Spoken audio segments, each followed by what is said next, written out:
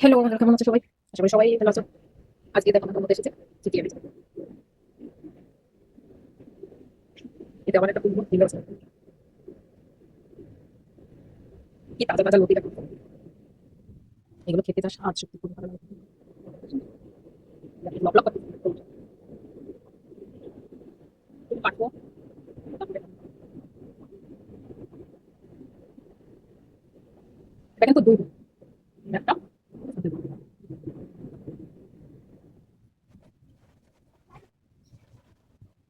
লাইটটা চলে গেল। তোমাদের কাটার কাছে এইগুলো ভালো লাগে? আমার কাছে খুব ভীষণ ভালো লাগে। তারপরেও বানাবো একটু কাঁঠালের আটি দিয়ে। অনেকদিন ধরে ভাবছি যে কাঁঠালের আটি দিয়ে কুমড়ো শাক বানাবো। কাঁঠালের আটি দিয়ে কুমড়ো শাক দিয়ে আর চিংড়ি মাছ দিয়ে কিন্তু সেই লাগে। সেই পুরোনো দিনের কথাগুলো মনে করে। ছোটবেলায় যখন মামার বাড়ি কি মাসিরা রান্না করতো না, কি লাগে।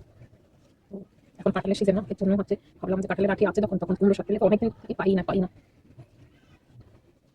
তারপরে কালকে পেয়েছে, পাওয়ার পরে এখানে আমার তো ভীষণ ভালো লাগে শাক পাতা সবকিছু। তোমাদের কাছে কেমন লাগে একটু জানি কমেন্ট করে। অনেকে পছন্দ করো না, মেন কথা কি অনেকে শহরে থাকে, এইসব একটা পুরো একটা ঝামেলা থাকে, কিন্তু তারপর আমার খুব ভালো লাগে। আমি মাছ মাংস সব, তার থেকে আমি এগুলো বেশি ভালো লাগে, নিরামিষ শাকসবজি।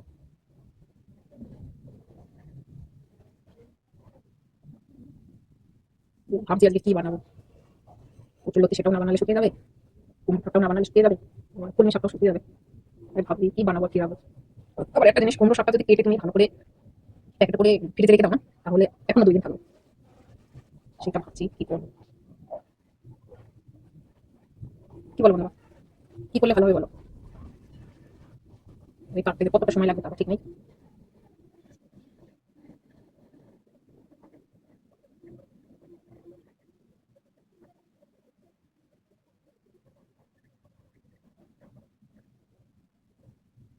তোমাদের কার কার কাছে ভালো লাগে এটা কমেন্ট বক্সে জানিয়ে দেবে, ঠিক আছে? আমি কিন্তু ছোট থেকে এইসবগুলো ভালো, শাকসবজি খাওয়া মানে বিশাল উপকার।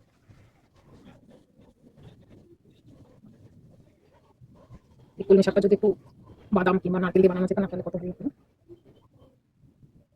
অনেকে বাদাম দিয়ে খায়, অনেকে নারকেল, নারকেল কুচিয়ে নারকেলটা ভেজে তুলে রাখে, তারপর কলমি শাকটা ভাজা ভাজা হয়ে গেলে নারকেল ভাজাটা দিয়ে দেয়, খুবই ভালো লাগে না?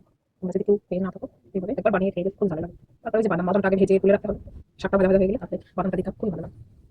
তোমরা একবার ট্রাই করে দেখতে পারো। এত পরিমাণে গরম পড়েছে, কারেন্টটাও চলে গেল। কারেন্টটা সহজে আমাদের এখান থেকে যায় না, কিন্তু তাও আজকে কারেন্টটা চলে গেল কেন কি জানি। মেন কথা, আমার যে ঘরটা দুটো গেট না, এর জন্য কিন্তু একদম পুরো সলপ দেখা যায়, ঘরের মধ্যে আলো আছে বাইরে।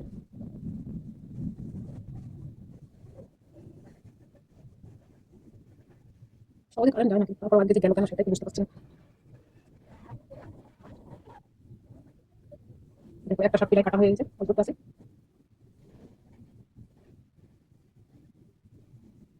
তোমরা কিন্তু বলো তোমাদের কাছে কোনটা পছন্দের, কুমড়ো শাক না কলমি শাক না লতি? আমার কাছে কিন্তু সবগুলোই পছন্দের।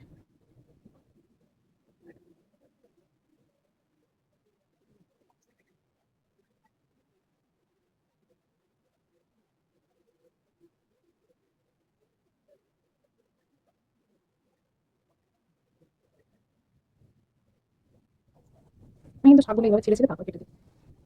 আমাকে গোল গোল করে কেটে দেয়, আমি শাকগুলো ছিঁড়ে নিই, ছিঁড়ে তারপরে কাটি। একটা শাক কাটা হয়ে গেছে।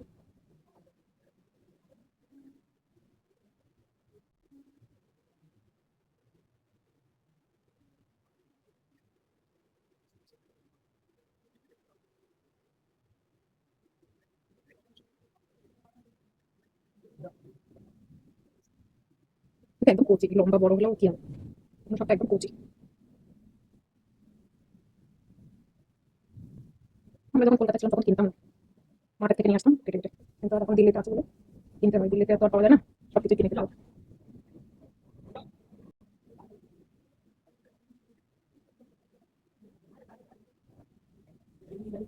চলো সবাই ভালো থেকো, সুস্থ থেকো, আর ভিডিওটা ভালো লাগলে লাইক কমেন্ট শেয়ার করে পাশে থেকো। Bye bye.